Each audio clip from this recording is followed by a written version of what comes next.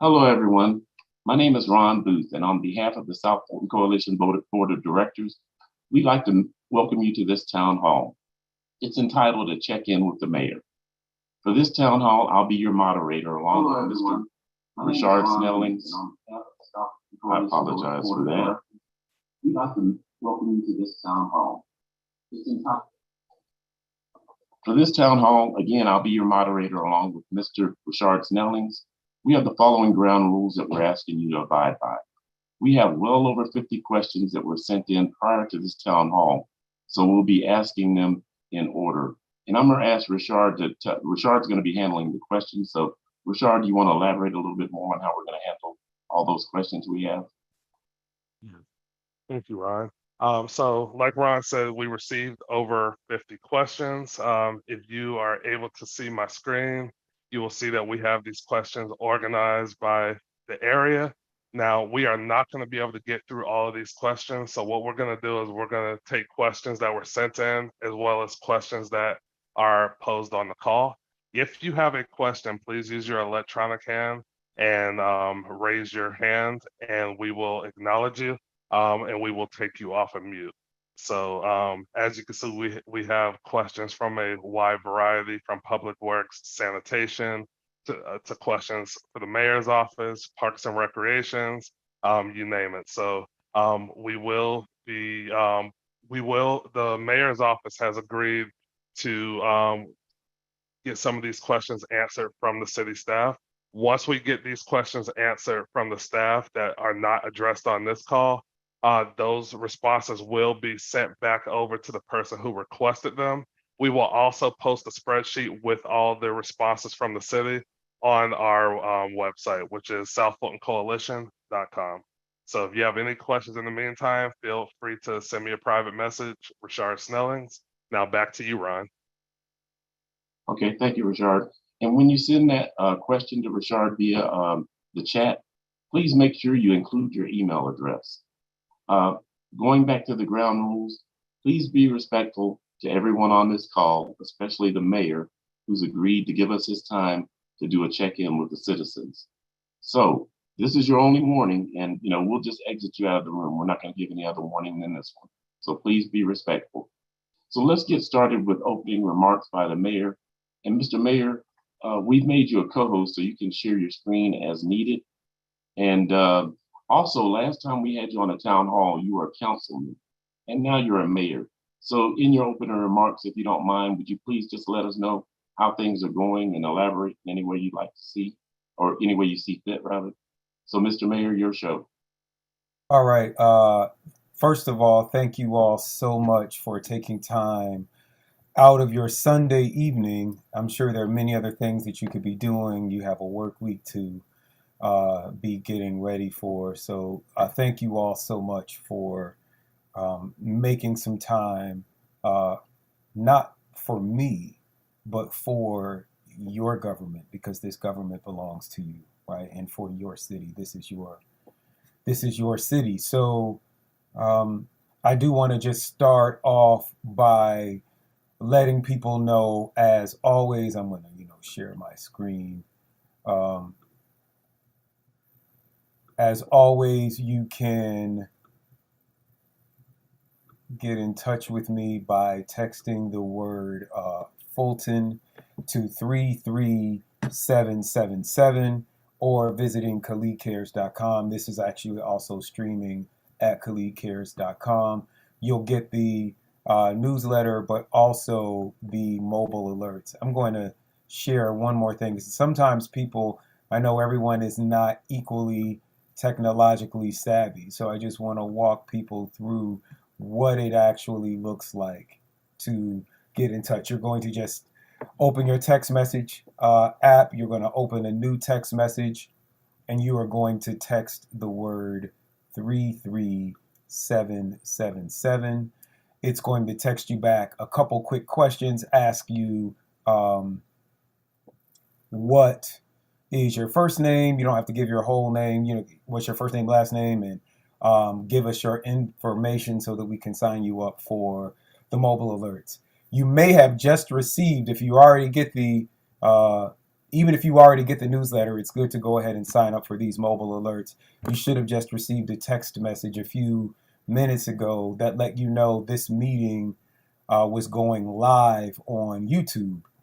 And if you text Fulton to 33777, we'll let you know about other future events like this when they are happening, as well as updates and alerts on major accidents, power outages, and much, much more. So please do that. There are some exciting things that are happening next week, and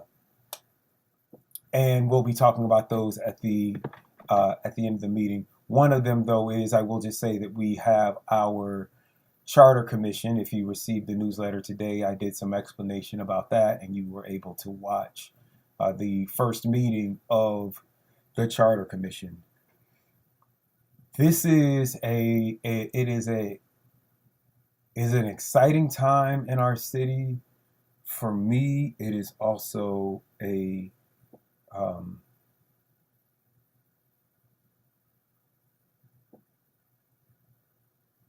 it's a scary time. I have some very serious concerns about the way that our city council is behaving, the way that our government is operating. And if you've ever had to sit at a Thanksgiving dinner table or family reunion table, and you know there's some stuff going on, and you have the courage to bring it up. Some of you I see on here, I know you are that auntie that will call out, Vanessa's black eye, or someone's drinking, or what's going on in the family. There's always some backlash when that happens, right? But on the other side of those courageous conversations are stronger, healthier families. And I believe the same is true for our city. I will say, those concerns aside, the state of our city is strong. We still have millions in reserves. In our city, we can operate even in cases of emergencies.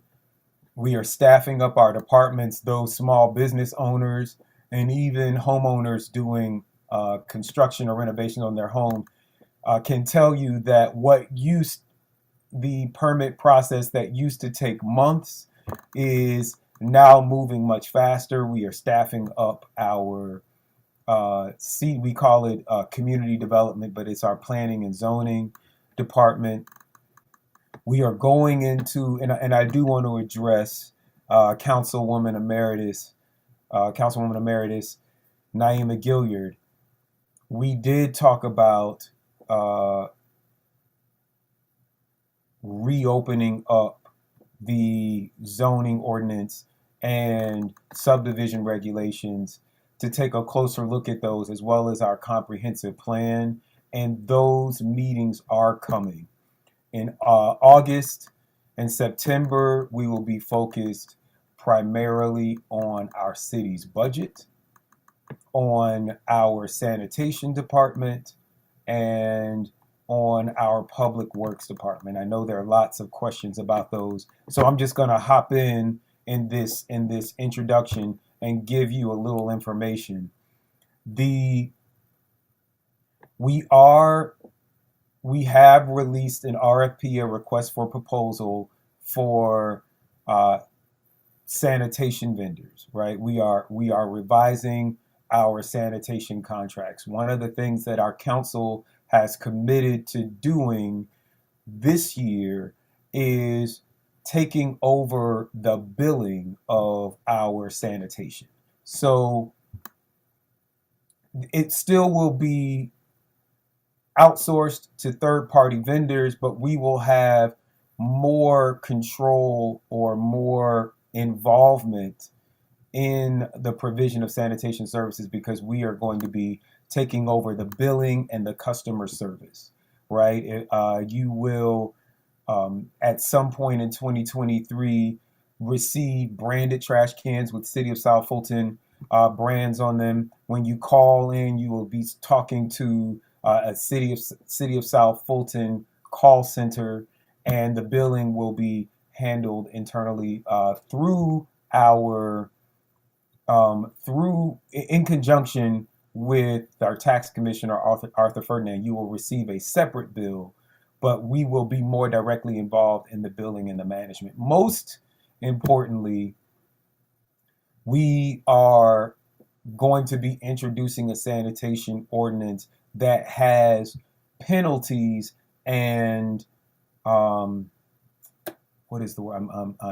I'm losing my words today. But they will have penalties, and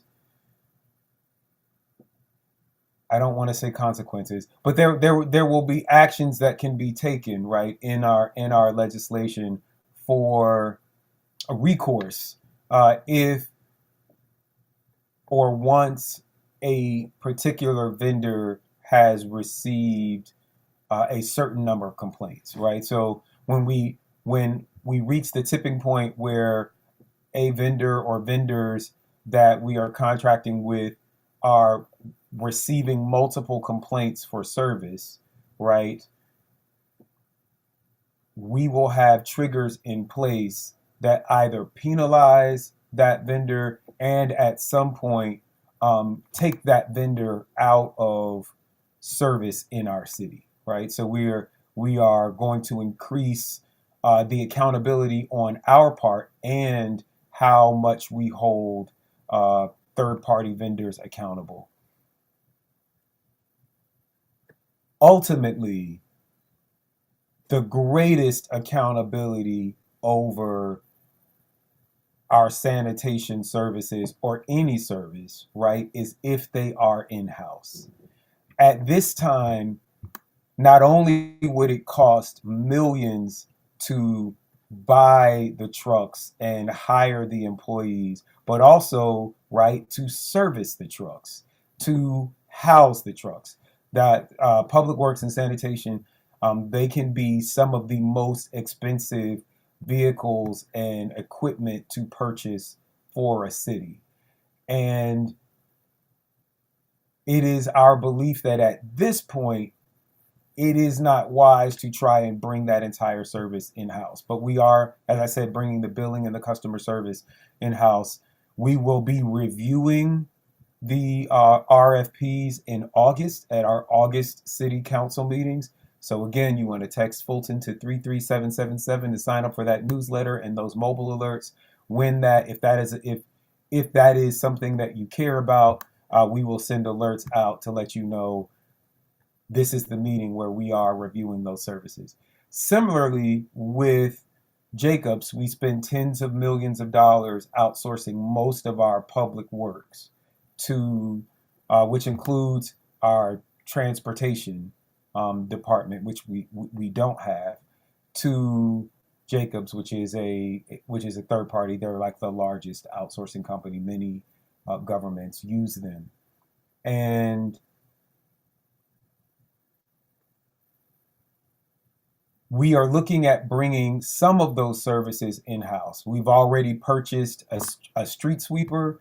We own our own street sweeper now. We have a regular schedule. Hopefully, you are seeing the results of that in your communities.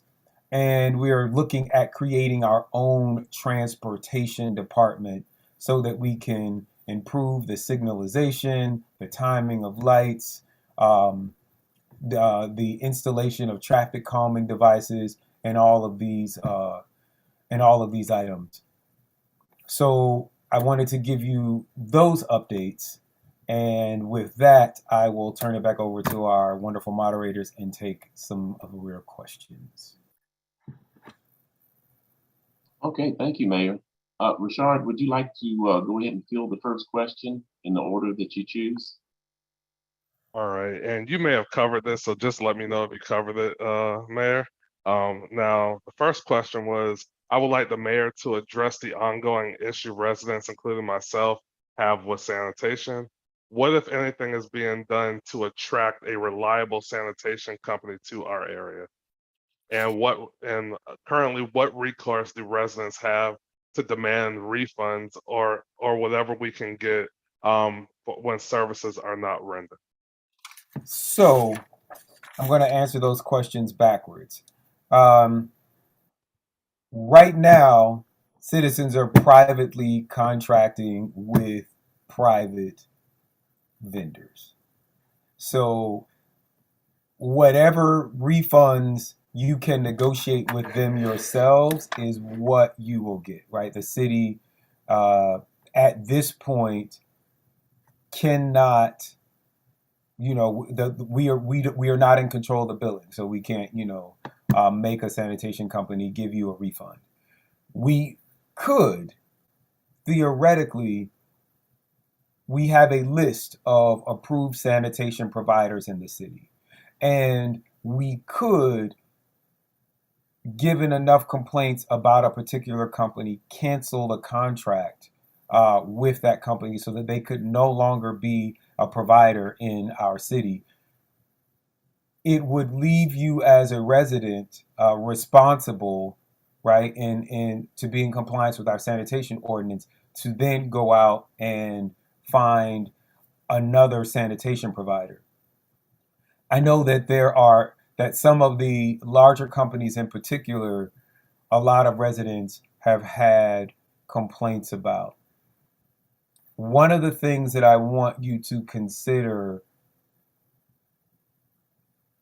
is that if we were to cancel a contract because you do not like the service that a particular sanitation company is offering, canceling that contract would mean that thousands of other residents would also not be able to use that service anymore. So that's not a decision that we enter into lightly.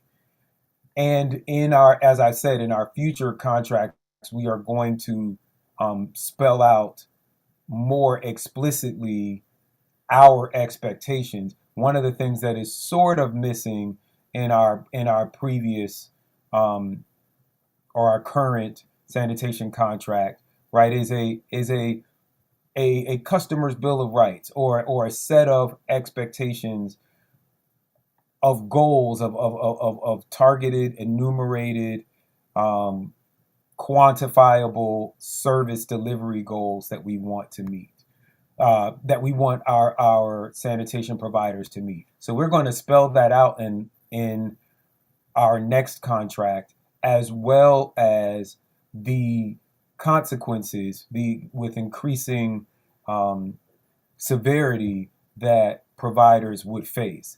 We're hoping that alone would incentivize improved service delivery. And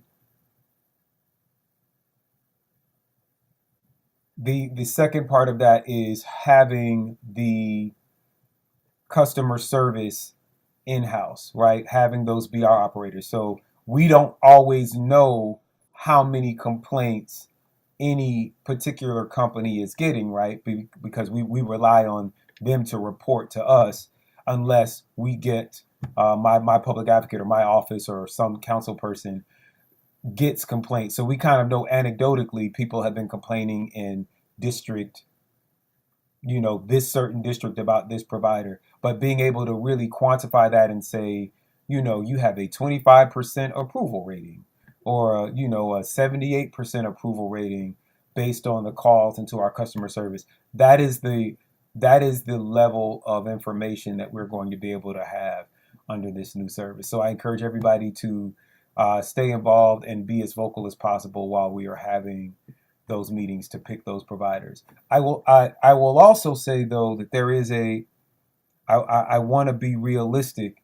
I think by now everyone has seen a map of our city. Although I think it's always worth bringing up. You just never know how many people are new to the city, and have not seen South Fulton's city map. But what I will say is that in previous and of course the map is not coming up now, but in previous meetings we've talked about, actually give me 1 second because I do think this is super important. I'm going to just what I'm going to do is walk you through where any of you can find this information, which is at khalidcares.com. You can also find it on our city's website, City of South Fulton, ga.gov. I don't want you to think you can't find any information that I am giving you. You can also find at City of South Fulton, ga.gov. I think it's just a little bit easier to find on my website, and I also know exactly where it is, right? Because I designed the website. So if you go to the home page, you go to city, at the top of every page of my website is a menu, and always at the top of the menu is South Fulton 101. I'm going to go ahead and just make this a little bit. And so you can see here a map of our city. I'm going to go ahead and click on it. This will be updated soon. We are in redistricting, just so you know, and we are going to be changing the boundaries of we may be changing the boundaries of some of our city council districts to comply with the new census data that we have from the 2020 census. So be on the lookout for that. The city council districts, you can see they vary widely in size, and that is because each district is supposed to have roughly an equal amount of people, right? Each council person is supposed to represent roughly an equal amount of people. The smallest, most compact district is my old council district, District 6, and the largest district is District 4. Just for a frame of reference, District 2, the crown jewel of our city, as Councilwoman Gums, who represents that district, loves to say, is roughly the size of the entire city of Alpharetta. And District 4 is slightly smaller than the city of Sandy Springs. So these are very large council districts. Whenever we are offering, one of the challenges that we've had is that there are only a few mega companies that can service a city as large as the city of South Fulton. We're the same size as Atlanta, nearly 100 square miles. So only a few of your big companies, your GFLs, your waste industries, your Republics, have the capacity to service the entire city. So if we wanted to create the opportunity for smaller services, for smaller companies to get a share of these services, and we've heard from a lot of our residents that they love some of these smaller companies, right, or mid-sized companies, then we have to break the city up into what is called zones, right? Every sanitation company wants districts 5, 6, and 7, right? They want the Old National Corridor. Why? Because they are the most compact districts in the city. They are the easiest to service because the homes are close together. The larger council districts where the homes are farther apart, there is more time between pickup. It takes more trucks to cover the service area. And so there's always, while everyone wants to service District 6, not as many people want to service District 4. And so you will see in our current service delivery offerings that almost every provider offers service to District 6. They have a variety on national. I actually live in District 5 now, but we have a variety of companies that are willing to offer service to us. That is not as true for District 4 or some of the larger districts, because in order for it to make financial sense for a company, they need to have that entire district. They can't just have 40 homes in District 4 and spend the entire day driving around District 4, right? Trying to reach those homes. So those are some of I just wanted to give you that. Those are some of the factors that we are trying to balance. I also want to shout out Miss Connie Robinson, Lynn Reed, Phyllis Reed, Deborah Kennedy, Joyce Gordon, Sandra Phillips, Vincent Agnew, and Monique McCoy, and all of the members of the City of South Fulton Communities Advocacy Group. They really did a lot of work. They came to and Mayor Mondays. We're going to talk about those. I have these Mayor Mondays just about every Monday of the month where people can drop in. We've been on a little hiatus as we have had these staff challenges in the mayor's office, but we are coming back Monday, May 18th. And so the South Fulton Communities Advocacy Group had come to a Mayor Mondays and said, what's going on with the sanitation service? And I gave them a homework assignment. I said, find some models that you like, some cities that you like, and bring back a list of recommendations. I will pass those on to our council and we will incorporate them into the contracts and the ordinances for sanitation that we are considering. Those things are happening now. Some of the recommendations they made were specifically about bringing in-house our customer service department and having these penalties for failure to offer just good quality service. So again, thank you all for those concerned citizens who sent in your feedback. You will see it in our upcoming sanitation ordinance. Thank you so much. Okay, Rashard, Now, you want to ask the next question? Yes, I don't see any questions in the chat, so I will. I'm sorry, I don't see any hands raised, so I'm going to just move over to the next topic, which is public works. Can our council representatives help us with cleaning and beautification of the districts? Would that be considered part of infrastructure? Absolutely. As a council person and as a let me say this: each city council person gets a budget right now of $55,000. I think it was $65,000 a few years ago, and that's on top of the budget for our staff. We just get a $65,000 budget or $55,000 budget for whatever we deem necessary, right, in our council districts. For me as mayor, I get a $65,000 budget. Hopefully, it will go up again to spend on whatever I deem necessary. I love these budgets. You should love them too. I think that you should ask for them to be increased. I will be asking for them to be increased because it is the most direct way to send taxpayer dollars back to the district for the things that the citizens of that district have asked for, right? So both as a District 6 councilman and as mayor, I have funded community cleanups. I have spent thousands of dollars on beautification projects in Old National Park and other places around the city.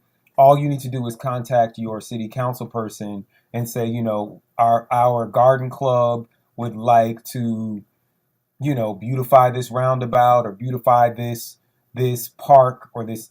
We'd like to clean up this street. Could we have some monies for our Adopt a Road crew or our garden club or our community association to clean up these areas in our city or beautify these areas in our city, and we can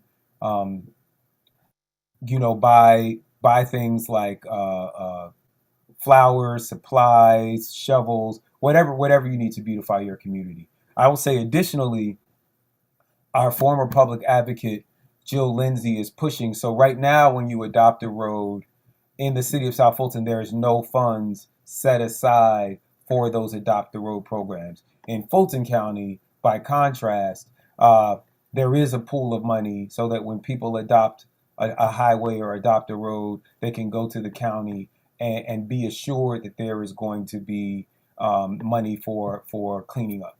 So I hope to introduce some legislation around that. But in absence of that legislation, you can always go to your council person.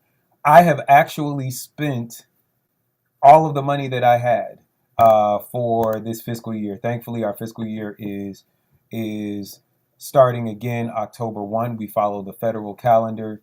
As you all know, a significant portion of the money, about 25% of the $65,000 that I had to spend, was spent by the previous mayor before I was sworn into office. But I have actually been using the money to promote the city in various ways and do some of these cleanups. I am going to make. I know that there has been a controversy about.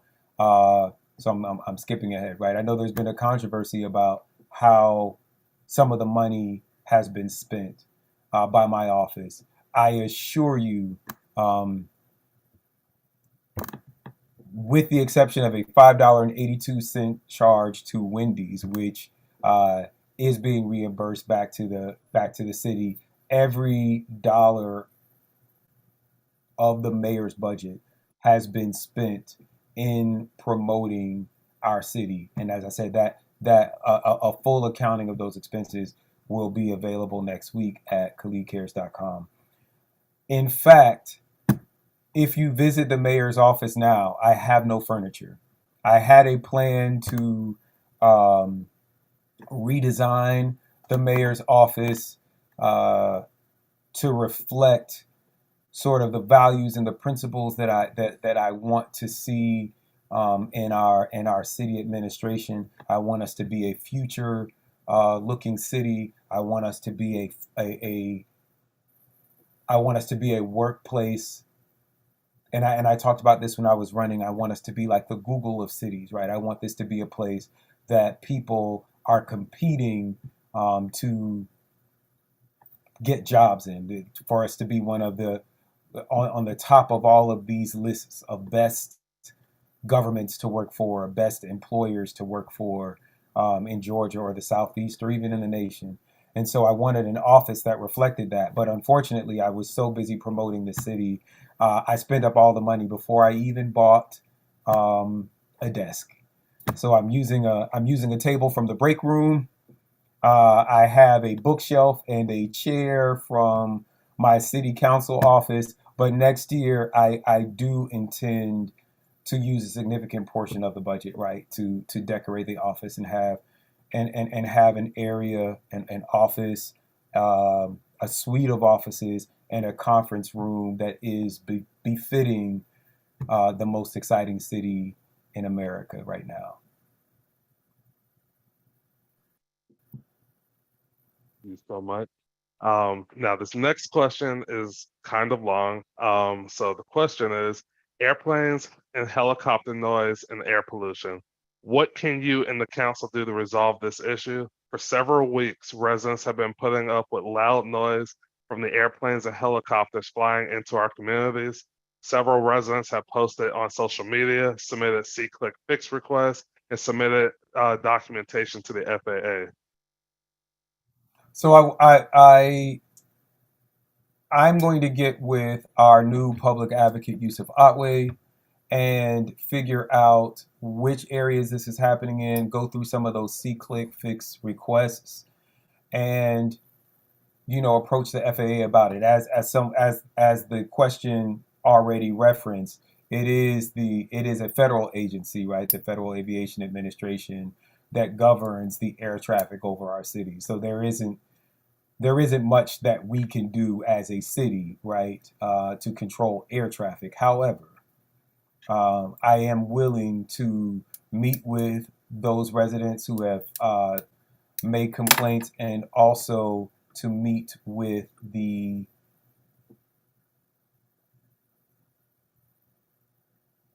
and I'm sorry, I am pulling up this document now, to meet with the FAA about these issues. I want to make sure that you all have information on our public advocate. So I'm going to skip ahead real quick. I'm going to share that screen. Here we go. And just go to our new public advocate. Mr. Yusuf Otway, many of you know him as the public advocate or the legislative specialist for Dr. Mark Baker, who represented District 7, which was Fife, Oakley Industrial, and Highway 138, and the southernmost portion of Old National. When Mr. Baker went to run, when Mr. Baker went on to run for Congress, he left Mr. Otway with me. Mr. Otway is still, and my office are still responding to District 7 concerns. So if you are a resident of District 7, please, please, please do not feel that you do not have representation. As the at-large representative for the city, you still have at least one person who is directly accountable to you. And the legislative specialist for District 7 is now the public advocate for the city of South Fulton. So you can email him at publicadvocate@cityofsouthfulton.ga.gov or call our office at 809-7710. You can also set up a Mayor Mondays appointment or contact either the public advocate or myself by visiting khalidcares.com/contact.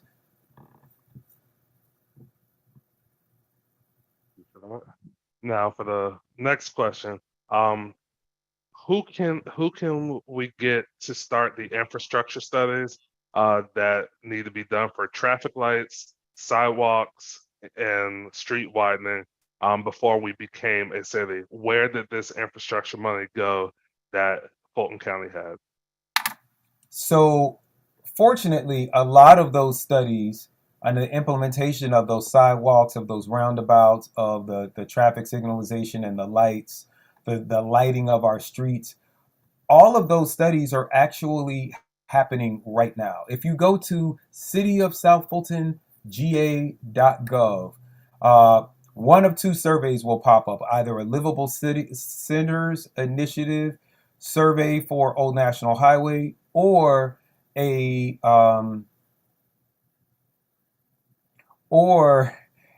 survey for, I lost it just that quickly. What is the survey that's there now? I want to say that it is for the street light master plan. I gotta look at it. But please always go to cityofsouthfultonga.gov. Look at it regularly. We're always putting up surveys, getting feedback from citizens, and those surveys are also in my newsletter and in your council people's newsletter. So go and fill out those surveys. We are doing those infrastructure studies as we speak, and those improvements are coming. I will say though about the money. One of the concerns that I have is that when we became a city in 2017, the county owed us $3.7 million in what's called insurance premium taxes. I won't go into what that is. Just know that we are owed a $3.7 million check from the county. That is definite. That is factual. There is documentation about that. And I am going to continue to ask the county to produce that money. There may be other monies for sidewalks that were promised under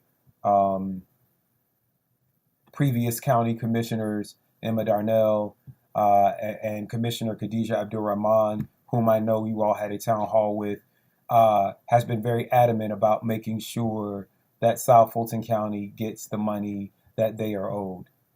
But these county commissioners work for you the same way that they work for us. So whether it is sidewalks, whether it is this $3.7 million in insurance premium tax, whether it is Wolf Creek Amphitheater, which we have purchased with our tax dollars, but is still being held hostage by the Fulton County Commission. They are asserting that a landfill next door at the Tom Lowe shooting range, which is a Superfund site, that in order to maintain a right-of-way or easement access to that landfill for environmental concerns, that they need to control the entire Wolf Creek Amphitheater in order to access this landfill next door. That reasoning does not hold water with me, and I will continue to ask for all of the assets that rightfully belong to our city. And I am hoping in the coming months to persuade our council to take whatever legal actions are necessary to recoup the tax dollars that rightfully belong to the citizens of the city of South Fulton. The second part of the question was, what about the cleaning of our detention ponds? That similarly is an issue of great concern. Right now,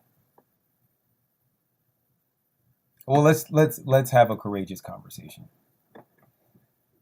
There are about 33 detention ponds for which the county, for a decade or more, maintained across the city of South Fulton, or across unincorporated Fulton County, which is now the city of South Fulton. And I am going to pull up that list of detention ponds so you can see them now. I'm going to make sure that we include it in some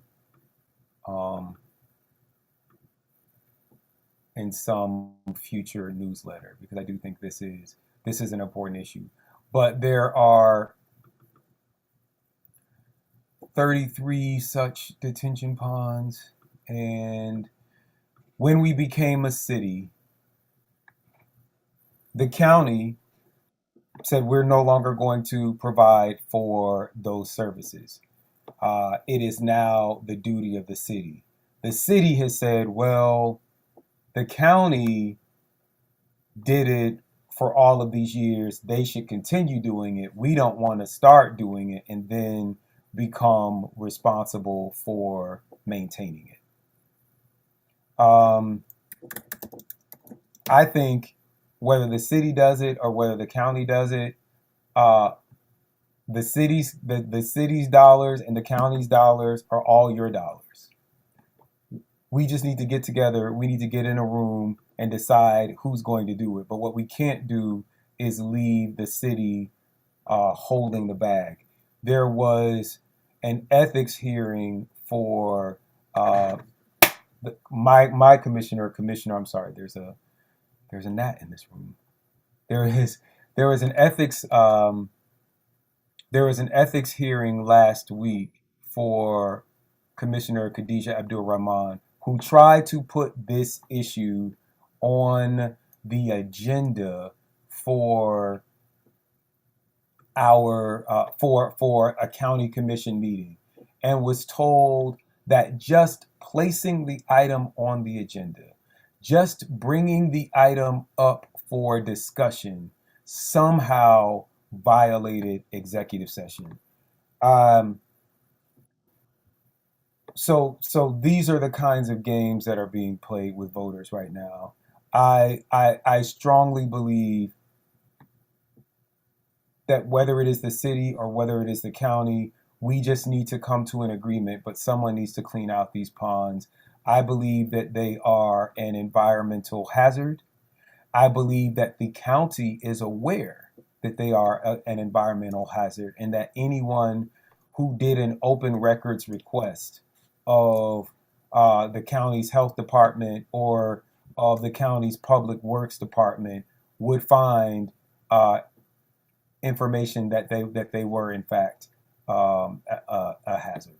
So we just need to get it done, and that is what I will say about that at this time. I am still I don't know what is going on with my computer today, but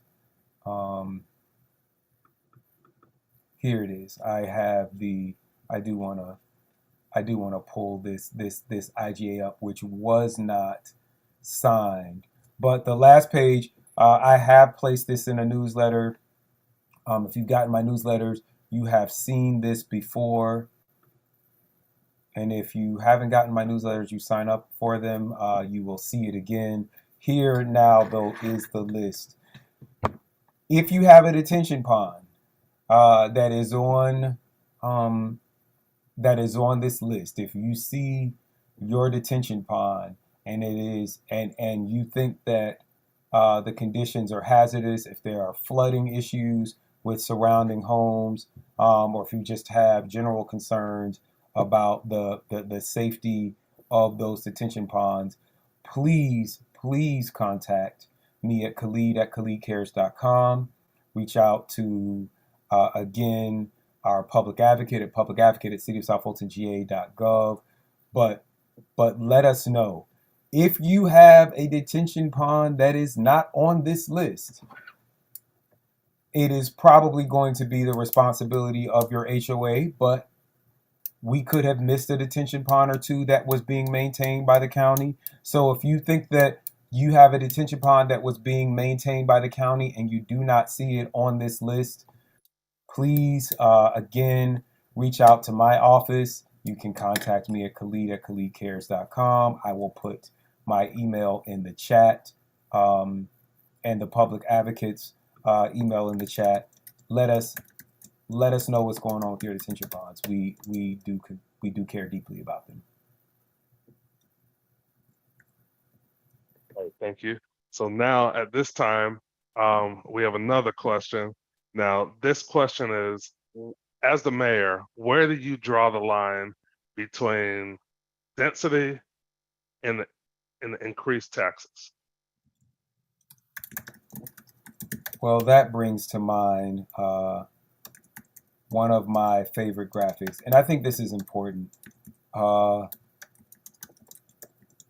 lot of people assume, because I do spend a lot of time talking about Old National, I was a councilman for Old National for 5 years.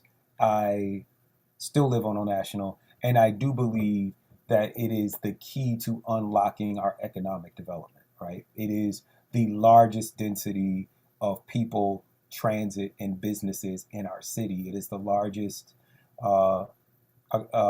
agglomeration of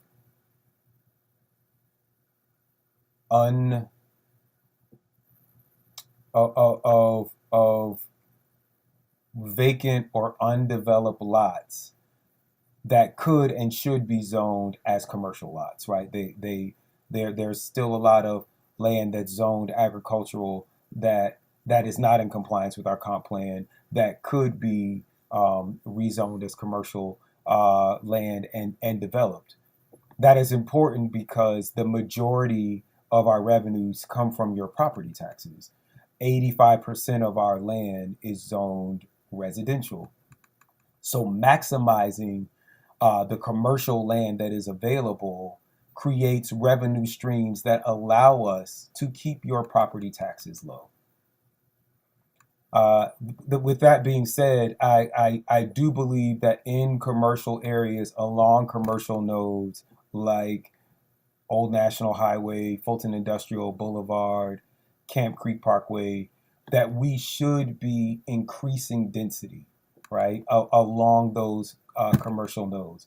But in our suburban and rural areas of the city, we should keep them the way that they are. I am not interested in putting high rises all the way down Butner Road or New Hope Road or any of those places, or high density apartments, right, on, side streets on Jerome Road or any of these other smaller roads in our city, right? That is not my vision for the city, but it does drive a conversation about how we generate revenues and take care of our city. And so I'm going to bring up this graphic. This is actually one of my favorite graphics that explain how government works, right? What you see is a Venn diagram.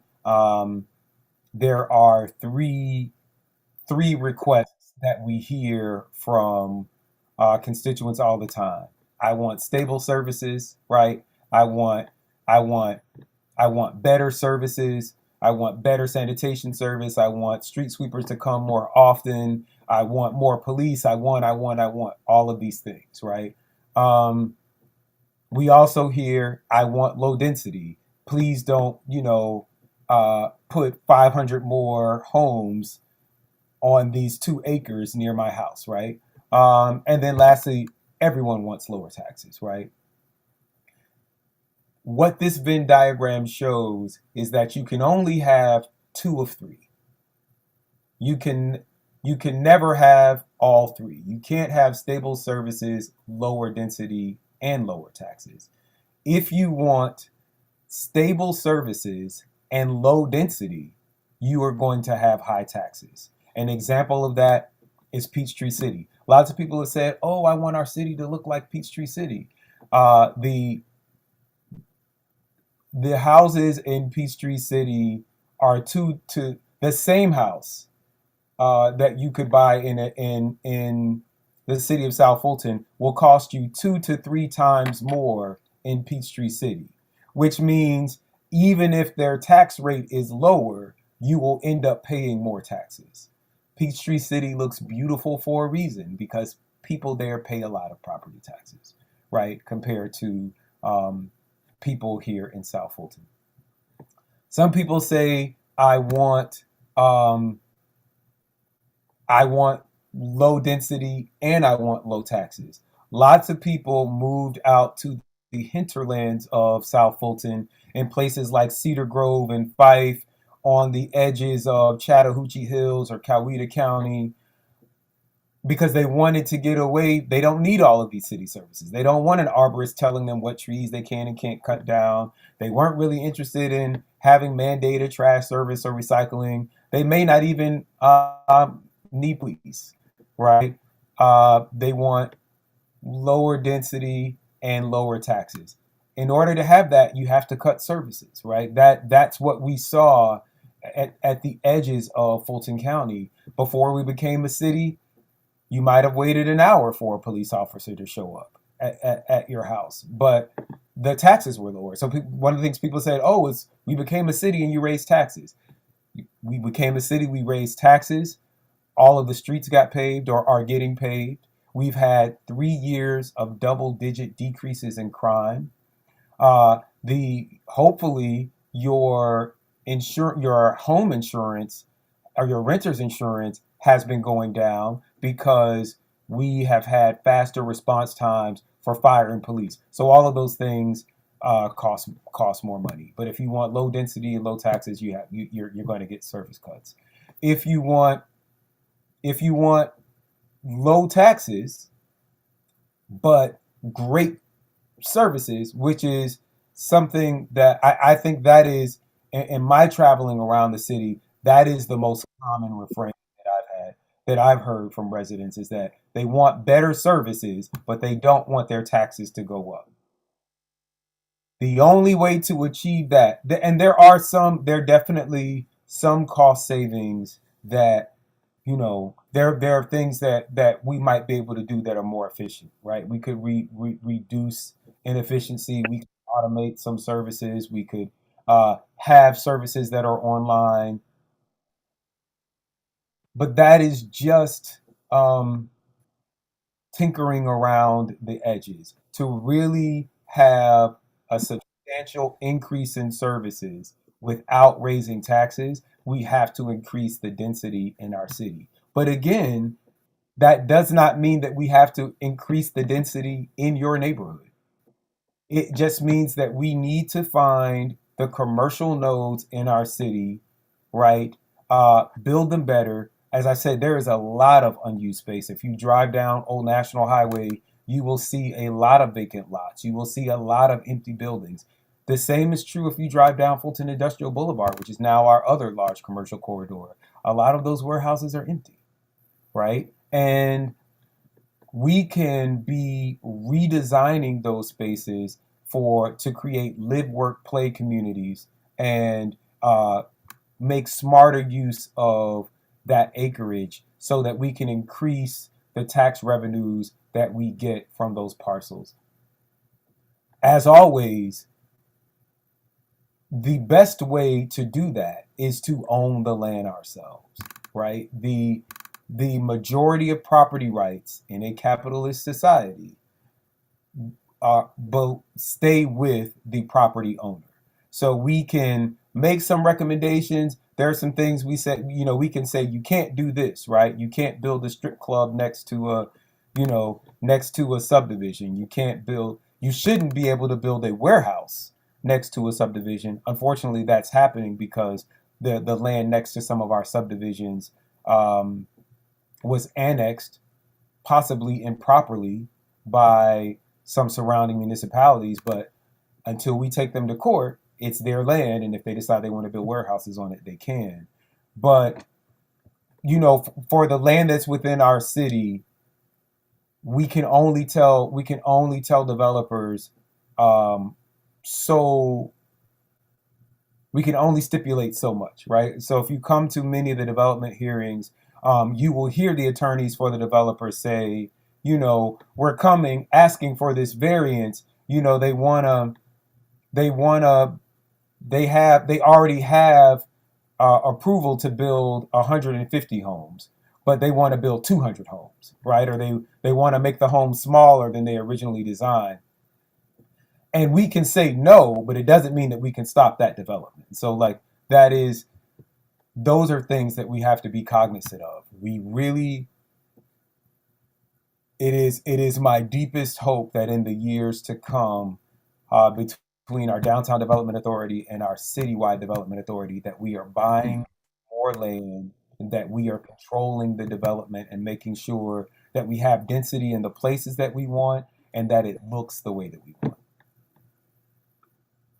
Sorry for that long answer. Thank you, Mayor. We're going to take the next question from Ms. Yasmin Wallace. And then after that, we're going to take a couple of questions from the chat. Now, I wanted to also remind you that we're right at 8 o'clock, so we have about 30 minutes unless you want to go over. So I just want you to be mindful of the time. Yasmin, if you would ask your question, please. Yes. Good evening, everyone. And my question is also in the chat, so you can just ignore it. Good evening, Mayor. My question is about Airbnbs. I know my subdivision is relatively new, and there are quite a few Airbnbs that I've seen listed on the site, as well as I live next to one. And there's been two parties within the last couple of months that were really big, loud people smoking weed outside in a community that's supposed to be family friendly. It doesn't really kind of give that vibe. Is there any plan to further regulate Airbnbs in our communities? Thank you. Thank you. Thank you so much for that question. Councilwoman Carmelita Gums, a few years back, before the pandemic, passed an ordinance regulating Airbnbs. And we have been trying to track down where those Airbnbs are. Under this ordinance, no one should be operating an Airbnb in the city of South Fulton without a permit to do so and without a business license.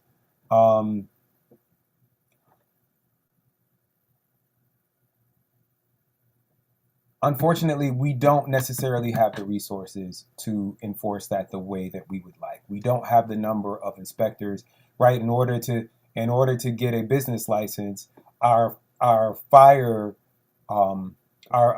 department needs to come out and do a fire code inspection, right? Our code enforcement department needs to follow up on every a claim or report of an illegal Airbnb. And in our 100 square mile city, we do not yet have the staff that we need to properly enforce the ordinances on the books. But I want you to know that we have the ordinances on the books.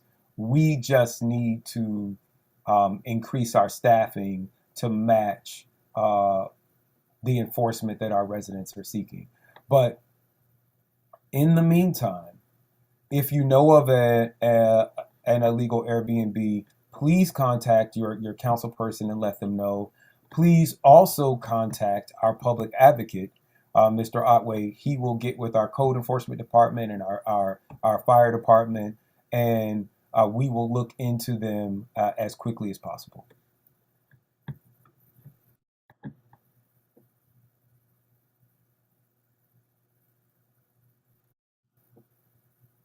Okay, Rashard, you got next question? Thank you. Now, a recent article in AJC mentioned Duluth Police, Marietta, Kennesaw, and Johns Creek Police Departments as having programs to offer safe places for people to sell goods online, like Craigslist, Facebook Marketplace, and other outlets, to meet the exchange of goods for money. Is there any possibility of something like this similar to the city of South Fulton?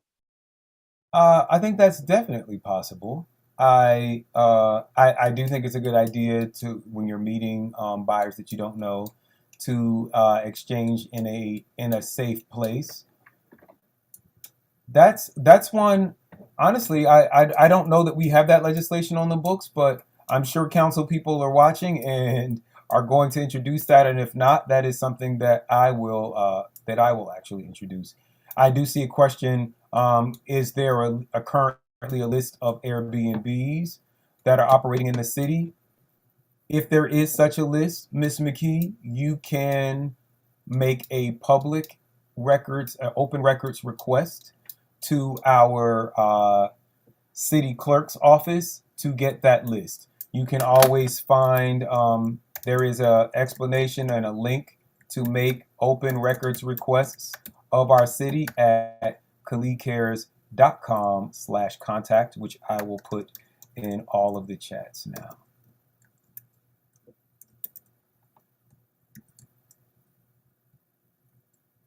While you're doing that, the next question is, the trash on the street is detrimental to property values and has a correlation to the increase in crime. How can we get more litter picked up citywide? I think I kind of covered that in my opening statement.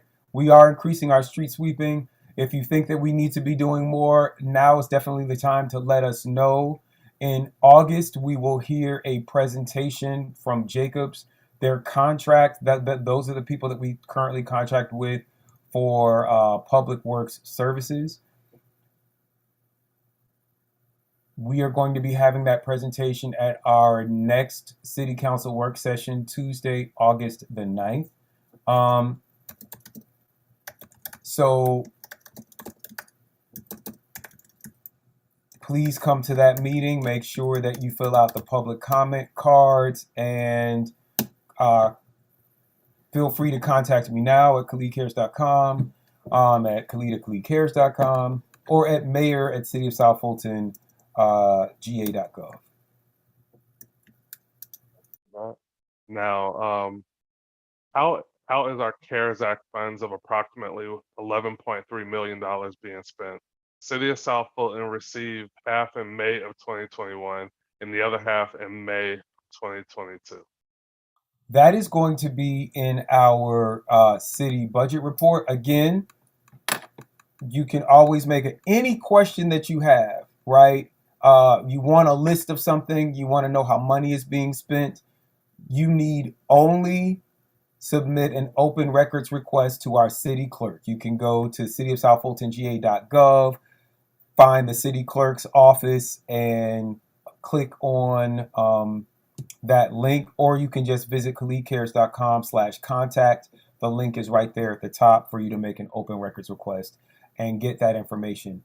But those details will be a part of our budget. One of the things that we will do before making the 2023 budget, we will have the full budget for 2022. You'll be able to see everywhere that we have spent money and what we've spent the monies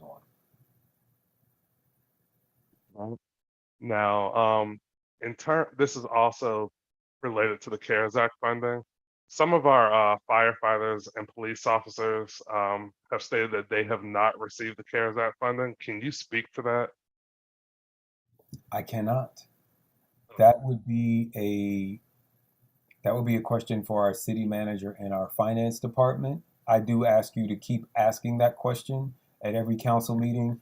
Every council meeting, every work session. So I'm gonna back up and see if I have this information still on. I do not. Every it's on the news and events page. I'm going to share my screen one more time. Our city council meetings are every second and fourth Tuesday, so we'll be returning August 9th. Our work session, this is a compromise that I worked out with our city council. I do have some concerns that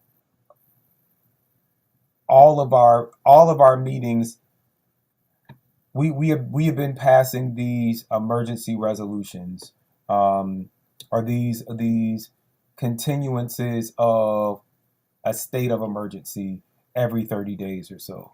And what it has allowed our council to do is to have work sessions be virtual and city council meetings be in person. I am concerned that we are in a gray area when it comes to the Georgia Open Meetings Act. Declaring a state of emergency for some meetings and then allowing other meetings to be in person doesn't seem to be keeping with the spirit of what a state of emergency is. But for the time being, our work sessions are virtual on second Tuesdays, and our city council meetings are in person. Whether we are in person or virtual, they do always stream at YouTube. On YouTube, if you have text the word Fulton to 33777, I'm just going to scroll up so you can see that there. You will get an alert when those meetings go live. Unfortunately, council did vote in a retreat to do away with the chat, but you can always interact with us after the meetings by email or just by calling our offices. At the city council work sessions on the second Tuesday, they always begin with a city manager's report and a finance report. If there is an item that you would like to see in the city manager's report or the finance report, you can email myself, Khalid at KhalidCares.com, or the public advocate at cityofsouthfultonga.gov. And I'll just go to our public advocates page now and just let us know that you want to see this be a part of the report. You know, I would like you can also email our city manager directly. I'm going to go to the contact page. You have on this contact page a list of, I'm going to make it a little smaller so more of it fits on the screen, but you have a list of the most frequently contacted offices and officers. And so you can see this on the right here: planning and zoning, our parks and recreation, our finance department, our city manager, our city court, and of course our fire department. So if you have questions about the Airbnb, if you want to see certain things in the next city manager's report, click here, click on the link. It'll open up an email, and you can let our city manager know, I want to see that on our next city manager or on our next finance report.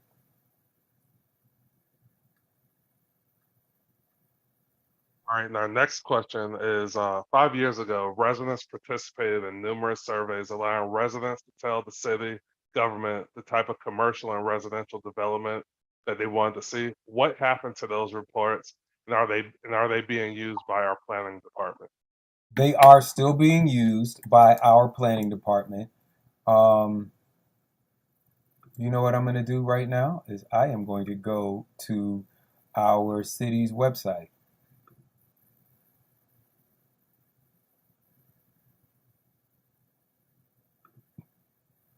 Share my screen again. If you go to cityofSouthFultonGA.gov, first thing that comes up is the Streetlight Master Plan project, right? So you could enter this code, you could take a survey about where we need to see streetlights in our city. Under our list of city departments, community development is our planning, and that encompasses our planning and zoning department.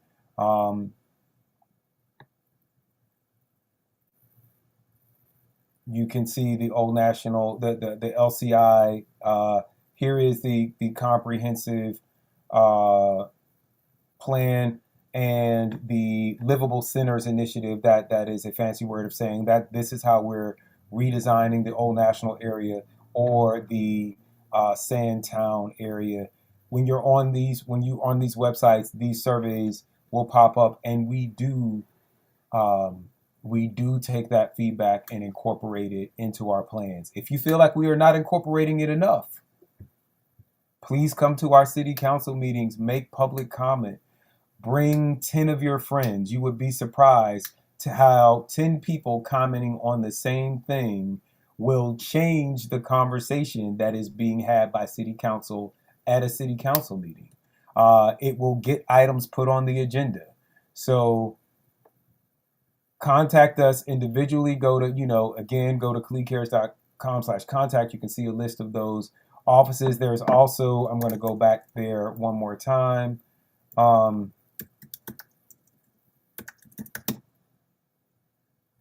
you can just go to colleaguecares.com and click the contact tab. Here's where you can make the open records request.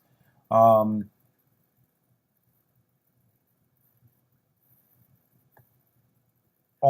this page, if you scroll down just a bit here, you will see full city directory. It'll take you back to the city's website, which you can search by name. You can see a directory of all of the people and all of the departments in our city.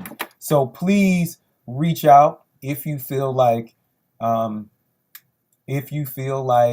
you are not getting the responses that you want from individual departments or department heads. Then show up at our job. Show up at our city council meeting and let us know as a council and as a city that you're not getting the answers that you need, and we'll make sure that you get them.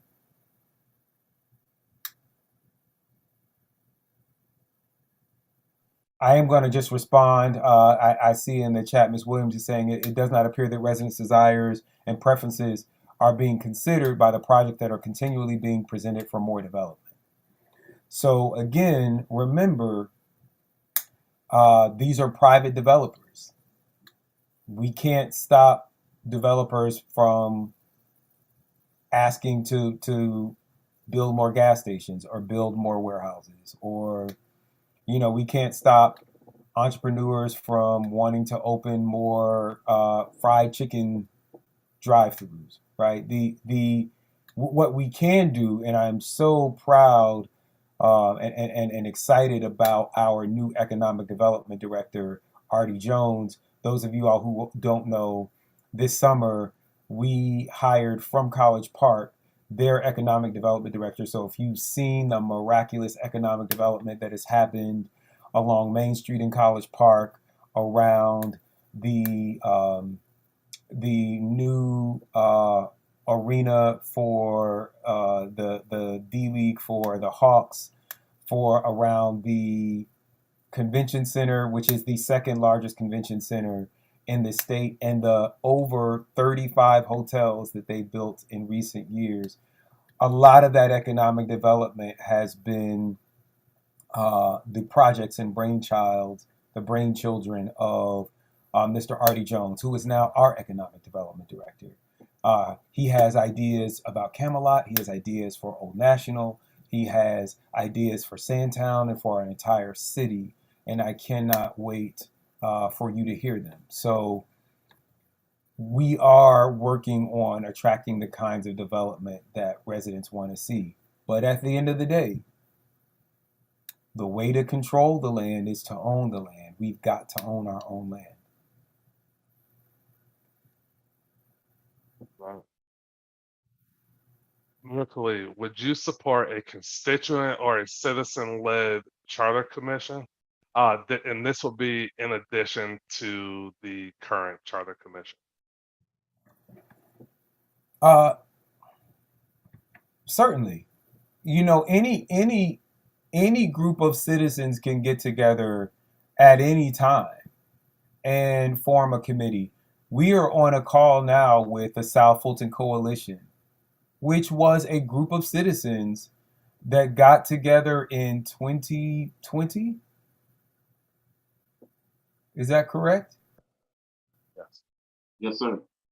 You know, they formed to host debates for, as my understanding, you correct me if I'm wrong, that's how I found out about the South Fulton Coalition. They formed to host debates for the mayor's race and some of the city council races back in 2020 and 2021. They have since held forums for over a dozen candidates that were on the ballot this year, everything from public service commission to district attorney. And they are now hosting check-ins and conversations with the mayors, with the county commissioners. If South Fulton Coalition wanted to get together and say, we want to look at the charter and send those recommendations in, you absolutely can do that at any time. I want you to know this. I am clear that you all are my bosses. So any commission or council or committee that I am on is a citizen-led committee because I will be led by you all to prioritize the things that are most important to you. It is one of the reasons that I fought so hard for a blighted property fund. It's why I fought to get this $1 million speed bump or pedestrian safety fund, is because these are things that residents told us that they wanted. Residents are now saying, you know, we've had a lot of business owners say that we need more people in our permits department. And I was hearing that the entry level positions in our permits department, they're making, you know, around $15 an hour, and you can go to Target and make $20 an hour. So I've pushed to raise our minimum wage to $20 an hour in the city so that we can be competitive and hire and retain great entry level customer service people. Those people that you see at the desk when you walk into City Hall and apply for a permit, that's your first interaction with our city. That's business's first interaction with our city. It should be professional, it should be efficient, it should be quick, and it should be complete. And so if we need to raise wages to do that, you know, I'm all for that. So I'm going to put in the you received this if you received my newsletter today. But if you have suggestions for the Charter Commission, if you and a group of folks want to get together, nobody is stopping you. Get them together, have the meeting, go over the charter, and send your comments to chartercommission@cityofsouthfultonga.gov. That is what happened with Ms. Robinson and the community. I'm so sorry. Please type the name of your group in the chat if you don't mind, Ms. Robinson. but the coalition of South Fulton neighborhoods that got together and made recommendations on our trash service. So yes, this is your city, this is your government. Get a group of people together at your house, go over that charter, and please, I am very interested in seeing whatever recommendations you have for us. Thank you. Now, what city departments or positions do you feel need a change in personnel?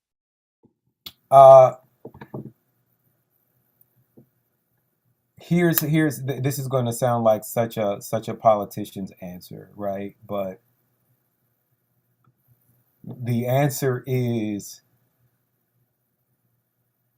it doesn't matter what I think, because I am not the chief executive of our city. The way that our city is set up, our city is run by our city manager. We have a city manager form of government under our current charter. She is the full-time chief executive officer of the city, and all of the department heads in our city report to her. So really the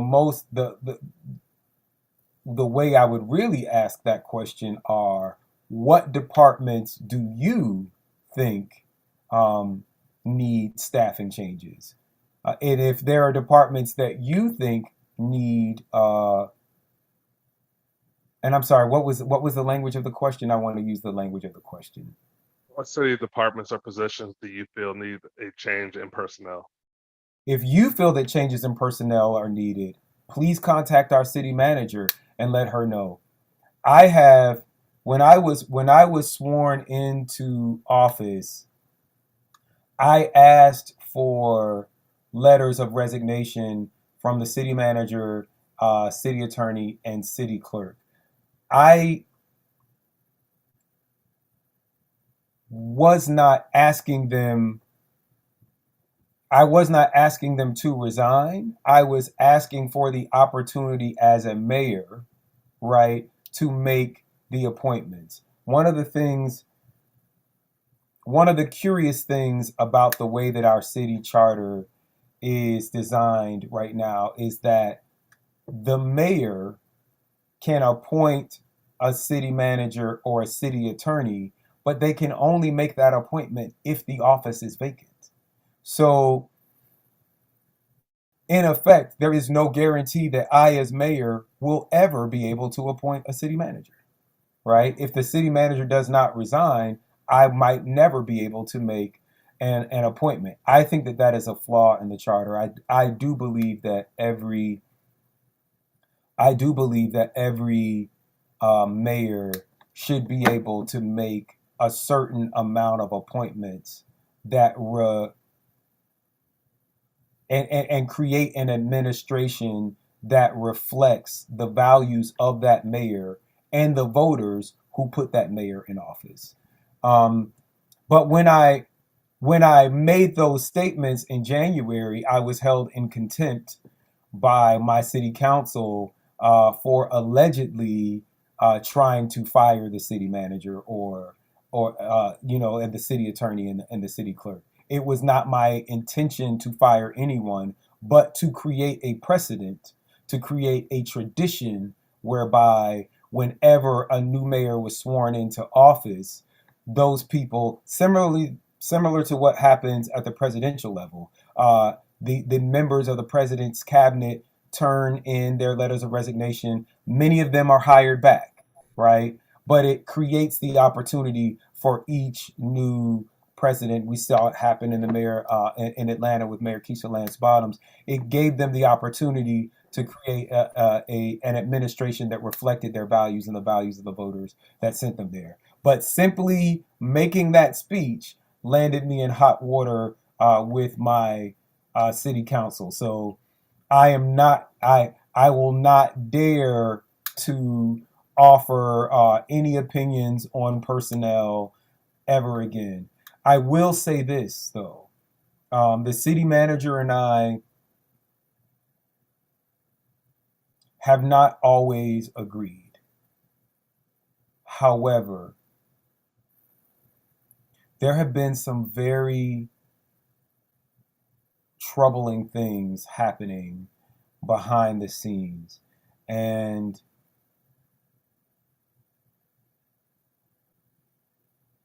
I'm in prayer about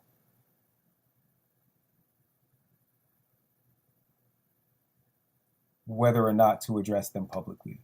For the past 6 months, I have really, really, really tried to work with this city council to resolve not only, some of the petty differences that you see in council meetings, but actually some of the deeper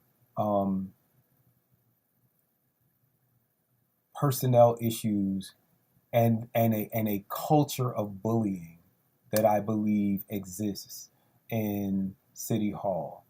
And though Madam City Manager Tammy Sadler-Jones and I have had some significant differences of opinion, the courage that she has shown to stand up to threats and intimidation against her office when it matters most, I applaud her for that. I applaud her for that courage. When I eat, my whole family eats, right? That's what my mom used to say. She's like, you a single man, you ain't married, you ain't got no kids. When you eat, your whole family eats. I can live in Camelot despite the danger because I don't have children that I worry about. I make $37,000 a year as a mayor, and I live in an $800 a month apartment, and I can do that, right? If I lose this job tomorrow, all I have to do is find a place for myself to sleep, and I am loved by family and friends across Metro Atlanta, so I will never be on the street. And not to mention that the word of God tells me that I've never seen the righteous forsaken or begging for bread. So I am going to be fine. I don't have to worry about making a mortgage or keeping a roof over children's heads or paying tuition or taking care of a parent. A lot of our department heads, a lot of our city administrators do have those fears. And when they are being threatened, when their jobs are being threatened by members of this council, it's very serious. People's livelihoods are at stake. I don't have those concerns. So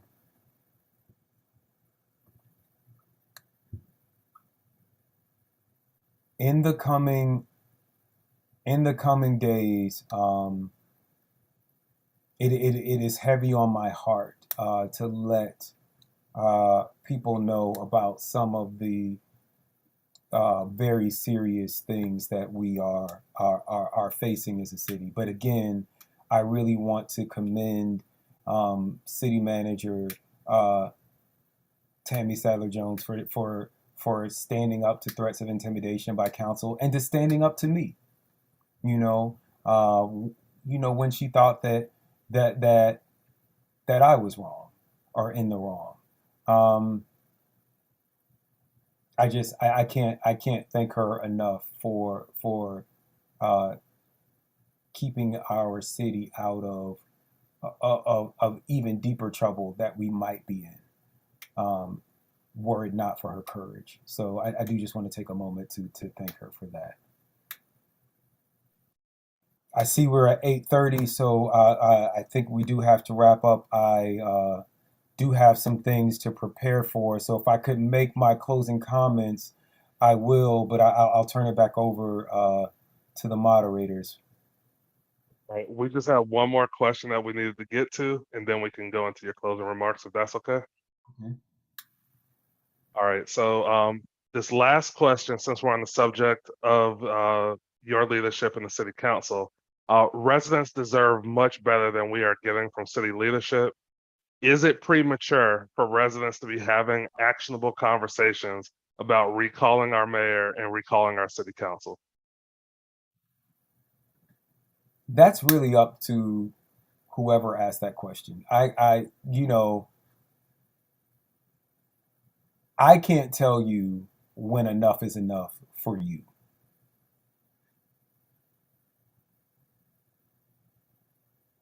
But if you think that it is, then by all means, start recalls. You can start a recall for all of us. You should know, I believe that it's 15% of the total voters, the total registered voters in a district or in the city, in the case of the mayor. So I think that works out to, don't quote me on this, but I think that works out to something like around 700 signatures that you would need to recall any given council person in a council district, and around 5,000 signatures for the mayor. And I want to be clear that the signatures don't initiate a recall. They initiate a recall election. If you can find 5,000 people that are dissatisfied enough with me to sign a piece of paper, then absolutely I should have an election. If you can find 700 people in a council district, I want you to think about that. We usually only have in our most well-attended council meetings, we might have 250 people watching online. If you can find 700 people in any district that think a council member needs to be removed, then they absolutely should at least have an election, right? There should at least be an election to go back to the voters and say, hey, 700 people think this council member, or 5,000 people think this mayor needs to be removed. I welcome that. And I don't say that like arrogantly or defiantly, but this is your government. You are the final check and balance on all that we do. I said this at the Charter Commission. We could ignore all of your suggestions and make whatever change and recommend whatever changes that we want to the state legislature. The state legislature could ignore all of our recommendations and make whatever change they want to the charter. But when all of that is said and done, all of us will have to be rehired by you. Every 4 years, we get a progress report from you in terms of the election. And if it is the will of the people not to wait the full 4 years, I will always support the will of the people, whatever it is, even if it is to remove me from office. All right, and with that, we will go into your closing remarks. If you have any events or activities planned, if you can incorporate that into your closing remarks. Thank you so much. Okay, I'm only going to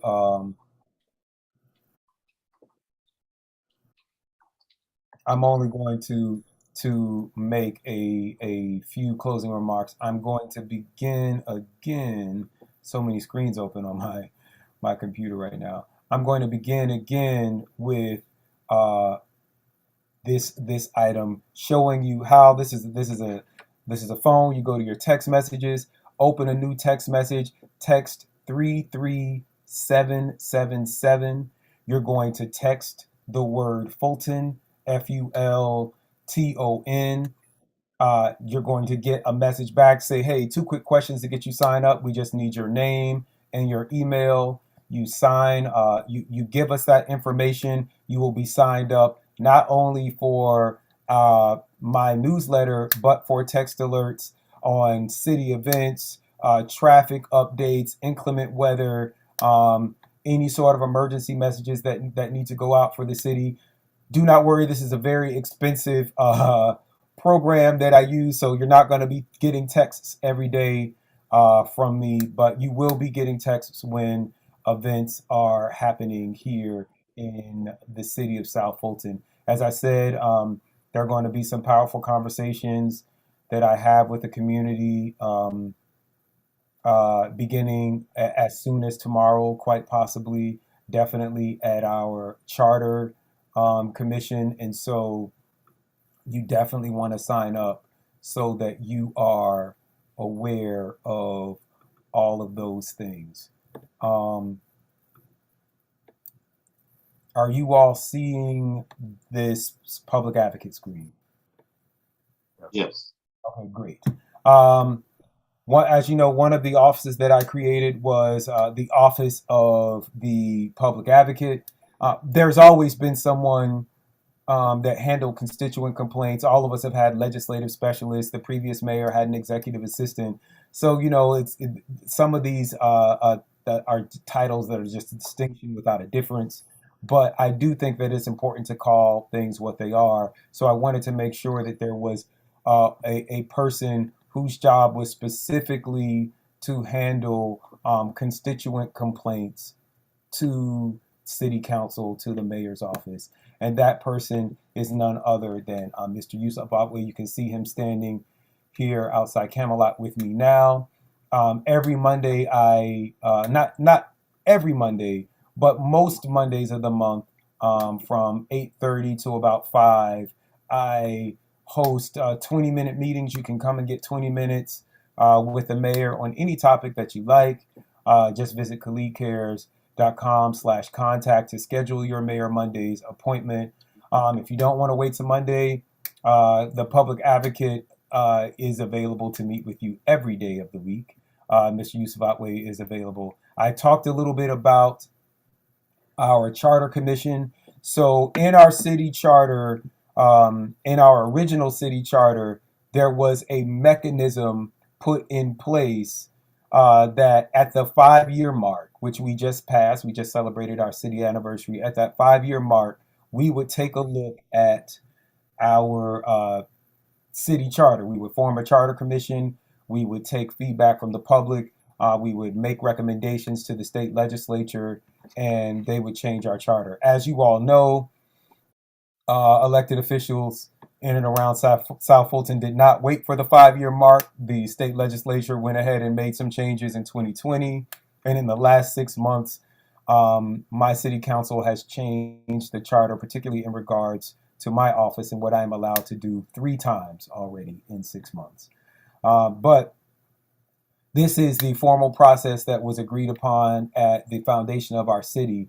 And I am excited to announce that on Tuesday evening at City Hall, the next Charter Commission hearing will be, the next Charter Commission meeting will be exclusively devoted to hearing from the constituents.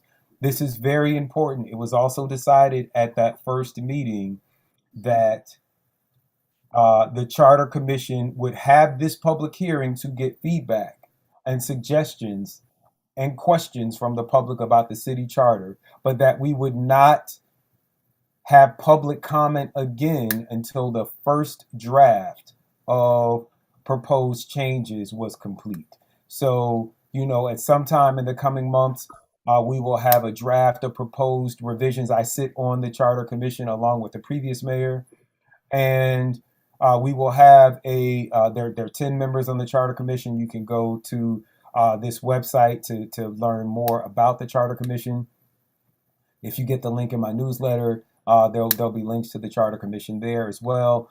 You can email your suggestions to chartercommission@cityofsouthfultonga.gov. And with that, I do want to thank you all so much for attending this first and what I think will be a series. I hope to launch a series of courageous conversations about the future of our city. The first one will likely happen this week before our Charter Commission meeting. So please, please, please text the word Fulton to 337 777 so that you can be alerted to all of those things. Thank you again so much for spending your Sunday evening with me. As always, South Fulton forever. Thank you very much. And thank you everyone for attending this meeting. And Mr. Mayor, thank you very much for taking time from your schedule to answer questions from the residents of South Fulton. It is greatly appreciated and it was very informative. We look forward to future town halls such as these with you. A recording of this town hall will be available on our website later tonight or tomorrow. And everyone, please consider joining the South Fulton Coalition. You may visit us at southfultoncoalition.com. Have a blessed evening, everyone. Thank you for attending.